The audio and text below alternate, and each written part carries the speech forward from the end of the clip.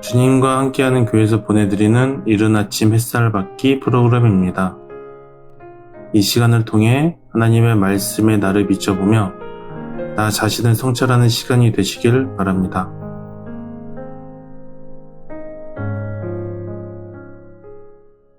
이른 아침 햇살 받기 시간입니다. 오늘은 역대하 26장을 살펴보겠습니다. 역대하 26장은 우시야가 유다 왕이 되는 이야기에 대해서 설명하고 있습니다. 우시야는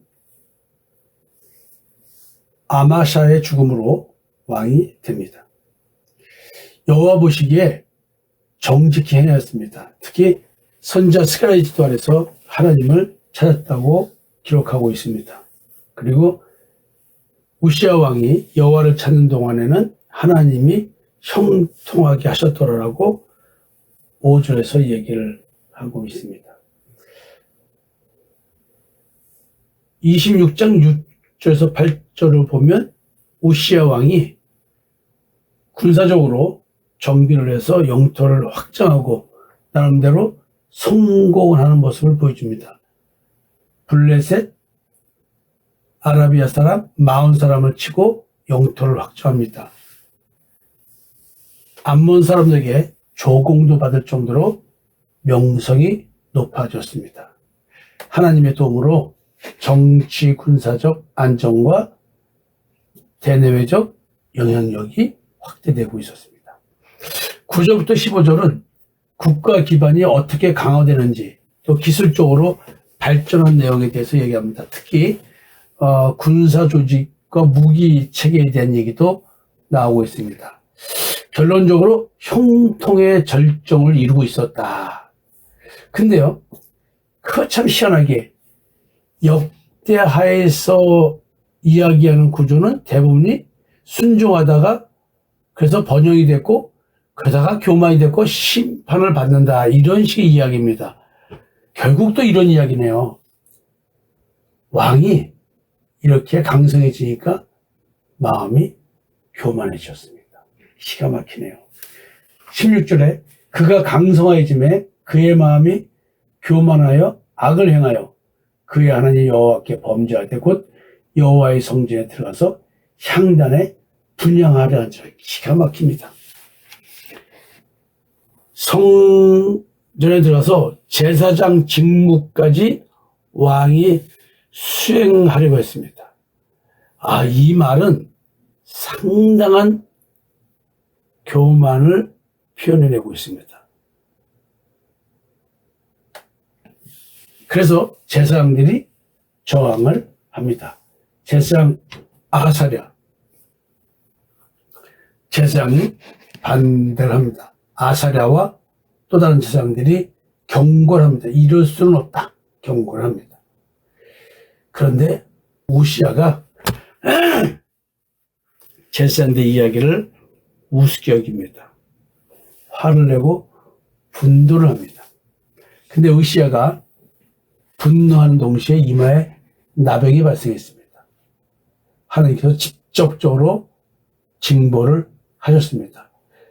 나병 환자는 평생 분리되는 거잖아요.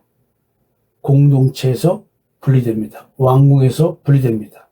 결국 왕으로 있어도 아들 요담이 섭정을 하게 됩니다. 결국은 어차피 성경은 죽음에 대한 얘기를 하겠죠?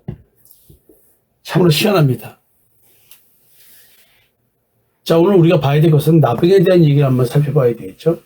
수많은 왕들이 하나님께 잘못하고 우상 숭배를 해서 결말이 별로 좋지가 않았습니다. 근데 우시야 왕은 나병이 들었습니다.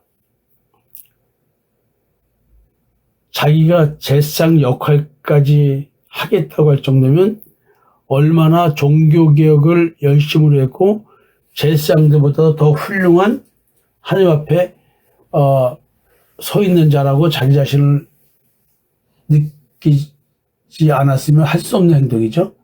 어마어마한 자기의가 있었던 것 같습니다.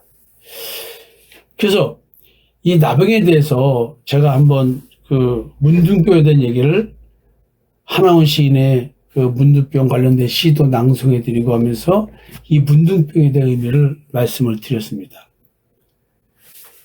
근데 여기서 말하는 나병은 오늘날의 한센병에 똑같은 경우로 볼 수는 없습니다.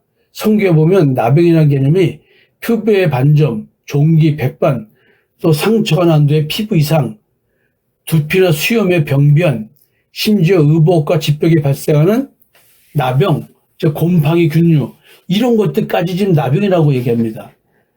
그래서 성경적 나병은 전염성 여부와 관계없이 어떤 부정함을 초래하는 가시적 훼손 상태를 포괄하는 개념입니다. 그러니까 지금의 한센병, 나병하고는 좀 다른 의미가 있습니다. 그래서 나병은 부정합의 표현입니다. 제사장이 판단하는데요. 그래서 나병 환자는 격리됩니다. 성도들, 예를 들어 주님과 함께하는 교회에서 성도가 코로나 걸리면 교회 나오기 어렵죠? 근데 지금 격리되는 거예요. 나병 걸리면. 부정한 겁니다. 성전 출입도 못하죠? 이게 그 공중보건 차원이라기보다 하나님의 거룩하심과 공동체의 정결을 유지하기 위해서 격리시키는 겁니다. 부정한 자는 격리시켜라. 나병 걸린 자. 그럼 나병의 의미가 정확하게 뭔지를 알아야 우리도 현대적 적용을 할 거 아니에요. 그래서 나병에 대한 얘기를 한번 또 살펴보려고 하는 것입니다. 그래서 나병은 종종 성경에서 죄와 교만이 있는 경우 외적으로 그 죄와 교만을 드러나기 위한 방편으로 하나님이 나병을 줬습니다. 미리암, 우시야, 게하시까지 하나님이 즉각적으로 징계하면서 그들의 문제점을 깨달으라고 지적하고 계십니다. 대부분이 왕이나 지도자에게 임한 나병은 권위의 남용과 하나님의 질서를 파괴하는 심판으로, 즉각적 심판으로 드러납니다.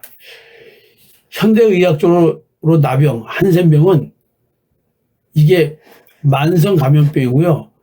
말초신경 손상, 감각 저하, 피부의 어떤 병변을 유발합니다. 현재는 완치가 가능하다는데 옛날에는 완치가 불가능했죠. 그래서 나병 환자촌이 따로 있었습니다. 여러분들 인천 부평에도 나병 환자촌이 있었습니다. 지금의 동암을 지나가는 동암역이 있잖아요. 동암역 그 길 가는 1호선 그 인천 방향으로 좌측면이 나병 환자촌입니다. 거기가 하나원 시인이 있었던 데예요. 지금은 이제 원통 고개가 다 깎여가지고 그 건물도 있지만 우리 어릴 때에는 거기가 그 고개였습니다. 굉장히 높은 고개, 원통 고개라고 불렀습니다. 이게 나병은 우리가 생각하는 것과 좀 차이가 있습니다. 지금의 한센병과는 거리가 좀 있습니다. 그렇지만 그 현재 나병의 의미는 단순한 질병이라기보다 성전에서 왕이 범죄한 직후에 발생한 병, 피부병, 나병, 감각이 없는 병, 자기가 무슨 짓을 하고 있는지 감각이 없는, 이게 뭐하고 연결해야 될까요? 제사장 직무를 왕이 침범했습니다. 사울왕 기억나시죠? 예. 여러분 이거 굉장히 어려운 얘기입니다. 요즘은 제사장 개념이 없잖아요. 만인 제사장죠. 누구나 자기 죄를 가지고 십자가로 나아가는 만인 제사장 소리를 우리가 왕 같은 제사장을 했거든요. 그래서 만인 제사장설이 있는 겁니다. 그래서 지금 왕은 나병이 생겨서 성전과 왕의 신분에서 떠날 수밖에 없는 거죠. 그래서 누군가 대리로 왕을 해야 됩니다. 이 나병이라는 것 속에서 하나님은 지금 무엇을 얘기하시려고 할까요? 우리에게 뭘 보여줄까 할까요? 지금 제사장 직분을 수행하려고 했다는 이걸 통해서 하나님은 우리에게 무엇을 깨닫게 하려고 할까요? 왕이 제사장 직분을 수행하려고 했다. 율법을 어긴 겁니다. 근데 우리는 예수 믿는 믿음으로 왕 같은 제사장으로 부릅니다. 자, 그럼 이게 의미가 좀 다르죠. 어떻게 그러면 이 나병을 해석해야 될까요? 문둥병을 어떻게 해석해야 될까요? 왕의 어떤 상태를 지적하려고 얘기한 것일까요? 여러분, 이거를 한번 생각해 보시고 내일 말씀드릴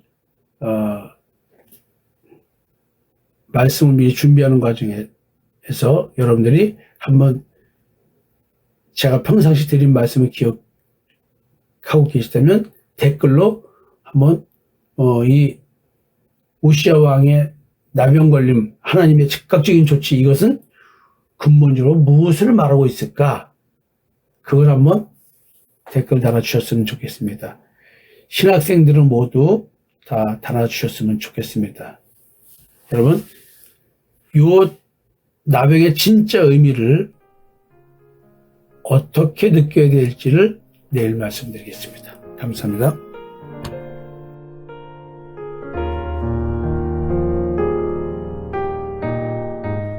지금까지 이른 아침 햇살 받기 프로그램이었습니다. 오늘 하루도 믿음 안에서의 삶을 누리시는 여러분이 되시기를 기도합니다.